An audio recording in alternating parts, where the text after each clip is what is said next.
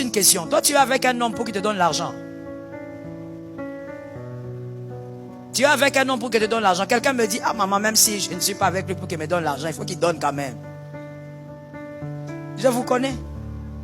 Quelqu'un qui dit, maman, même si on n'est pas pour ça, pour là, mais il faut qu'il donne un peu. Je dis que ceci. Lorsqu'un homme, je parle dans les fiançailles évidemment, parce que dans le mariage c'est une responsabilité.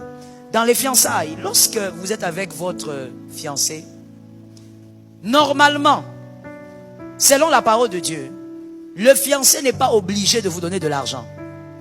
Oui, il n'est pas obligé. Parce que tu n'es pas encore sous sa responsabilité. Et je veux maintenant te donner une autre vérité, un autre secret. Qu'une sœur me dise, j'écoute le secret.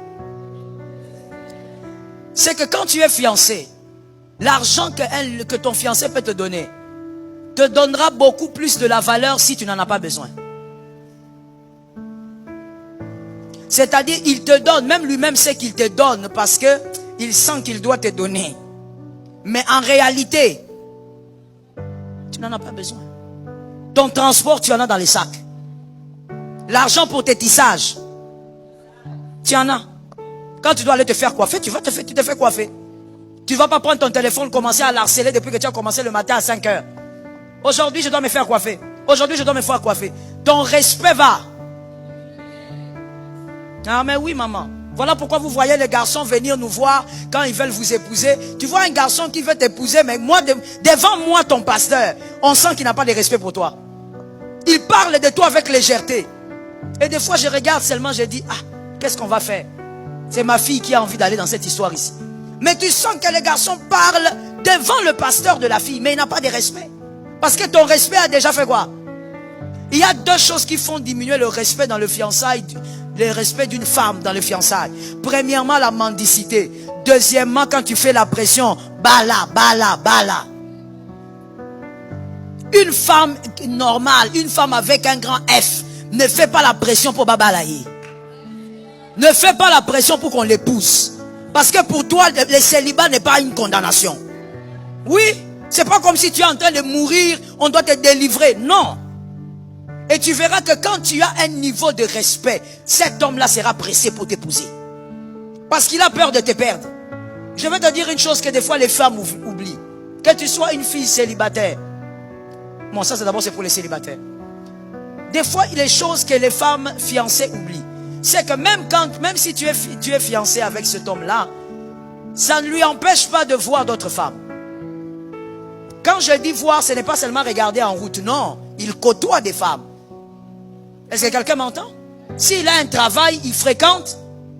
S'il est dans une autre église, il fréquente. Donc des fois, il fréquente des femmes qui sont plus solides que toi. Regarde là où tu perds. 1-0. C'est qu'on va mettre au Maroc. 1-0. Ah, il faut écouter. Il faut que ces bulles entrent. C'est qu'on... 1-0. Donc tu as 1-0. Pourquoi? Parce que c'est que tu oublies. C'est que même s'il t'appelle tous les matins, il t'écrit des textos tous les soirs, il fréquente d'autres filles. Des fois, il se dit, ah, pourquoi ma fiancée n'est pas comme celle-là? Celle-là, je vois, elle est un peu... Mais toi, quand est-ce qu'on va se marier? Hein? Est-ce que tu as déjà acheté les histoires? Hein? Tu avais dit cette année, non? Pourquoi ça part? Toi, tu crois qu'il ignore que tu es en train de trembler? Les hommes n'aiment pas les femmes qui tremblent comme ça. Donne-moi un amen que ça te guérisse. Toi, tu ne sais pas. Écoute la sagesse d'une mère. Les hommes n'aiment pas les femmes qui tremblent comme ça. Quand tu trembles tout le temps, il va se demander, mais pourquoi je ne peux pas épouser même celle-là? C'est là que tu trouves, oh, que quelqu'un m'entende bien. Que le diable s'éloigne de toi en ce moment. C'est là que tu verras que ton fiancé devient froid. Tu comprends pas que, ah, est-ce qu'il y a un problème? Le fiancé peut devenir froid dans les relations pour plusieurs raisons. Il va te donner des raisons farfelues. Il va te raconter n'importe quoi. Mais des fois, et dans la plupart des cas, c'est parce qu'en réalité, il commence à se poser des questions. Est-ce que c'est vraiment elle? Mais quand est-ce que quelqu'un se pose des questions si c'est vraiment toi? C'est quand il voit quelqu'un d'autre. Quand je dis voir, ça ne veut pas dire forcément fréquenter. Mais ça veut dire que il commence un peu à flasher sur une fille. Il dit, ah, mais pourquoi Hélène est différente? Moi j'ai observé Hélène, pourquoi elle n'est pas comme ça? Mais pourquoi? Quand des fois il approche la fille, peut-être c'est son collègue de travail, Dans la pause, il approche un peu la fille. Il voit comment la fille répond, comment la fille pense de la vie. Il dit, ah, est-ce que je ne suis pas en train de faire une erreur vraiment avec Juliette? Donc les femmes comme ça aussi existent. Hein? Toi, tu oublies qu'il fréquente d'autres femmes. Mais quand il vient chez toi, dès que vous vous voyez le soir, bonsoir chérie, bonsoir, ça va? Ça va? Ton pancréas va bien? Tes mains vont bien? Tes pieds vont... Tu demandes tout son être, comment ça va? Tu as peur tellement de le perdre que tu demandes si ses cheveux vont bien jusqu'à ses orteils. Même les femmes mariées ne s'occupent pas de leurs hommes comme ça. Donc tu montes une attention. Une femme fiancée se donne un prix. Plus tu es inaccessible, plus tu es désiré. Oui, dans les fiançailles c'est comme ça. Et tu vas voir que tu ne vas pas me vieillir ici. Tu ne vas pas prendre des années ici avec un gars depuis que tu as commencé. Vous avez les brevets des fiançailles. Vous êtes licencié en fiançailles. 5 ans, 10 ans. Au nom de Jésus, sois délivré. Non, je n'ai pas entendu les amens. Tu fais semblant? Je dis, ne fais pas des fiançailles de 10 ans. D'ailleurs, tu vas faire ça où? Ici. 10 ans. Donne-toi un prix. L'homme doit avoir le désir de se dire, ah, je suis encore revenu le soir. Elle n'est pas avec moi. Elle doit être ma femme. Il doit te désirer. Mais toi, quand on dit, il faut avoir de l'attention. Tu crois que l'attention de la mariée, c'est ce que tu dois amener dans les fiançailles. Quand tu le vois, tu le regardes comme quelqu'un qui vient de la planète Mars. Tu es en train d'admirer ton trophée. Même lui-même s'étonne. Il dit, oh, pourquoi tu me regardes comme ça? Rien. Je t'aime. Hey! L'amour que tu vends comme ça ne va pas te payer. Dis à une femme à côté, il faut avoir du charisme un peu. Mais oui. Maman, c'est pas moi qui ai commencé, ça c'est la Bible. Quelqu'un va dire, hey, maman Joël. Je dis, mais oui, moi je suis bibliste. Avant de t'enseigner, je lis la Bible. Ève, quand elle est venue devant Adam, elle n'a pas parlé. Un peu de charisme. Elle est là, elle regarde. On l'a présentée. À toi de parler. Jusqu'à ce que Adam de Alpha à Oméga a craqué. Mais toi, tu es avec un homme comme ça, comme un projecteur. Même quand il est aux toilettes, il sent que tu es là. Quand il sort des toilettes, il y a ton message. Chérie, je t'aime. Tu commences à l'étouffer. Et toi, tu dis quoi? Et non, j'ai lu des livres, j'ai suivi des gens, on a dit qu'il faut avoir de l'attention. L'attention que tu donnes là, c'est l'attention d'une femme mariée. Une célibataire là, tu vas l'asphyxier, il va te fouiller. Il va te fouiller. Les hommes célibataires, ils aiment les gens qui sont inaccessibles.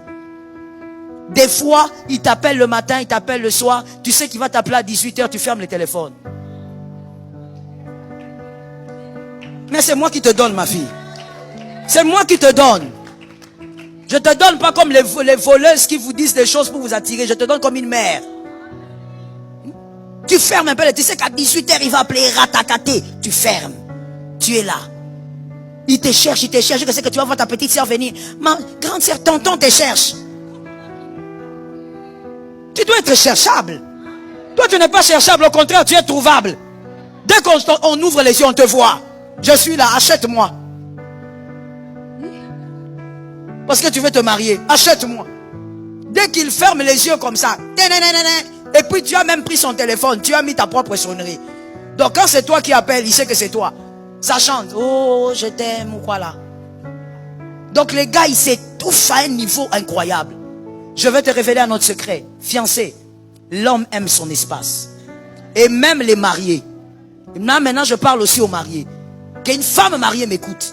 Les hommes, même s'il est le pape, les hommes aiment avoir leur espace. À un certain moment, cause à la collantité. C'est comme ça qu'il y a des femmes mariées qui ont des problèmes avec leur mari aujourd'hui. L'homme est allé dehors alors que ce n'était pas sa volonté. Les hommes, ils aiment avoir, même s'ils t'aiment comment, il y a des moments où il va être son espace, où tu n'es pas là. Et ça dépend des hommes.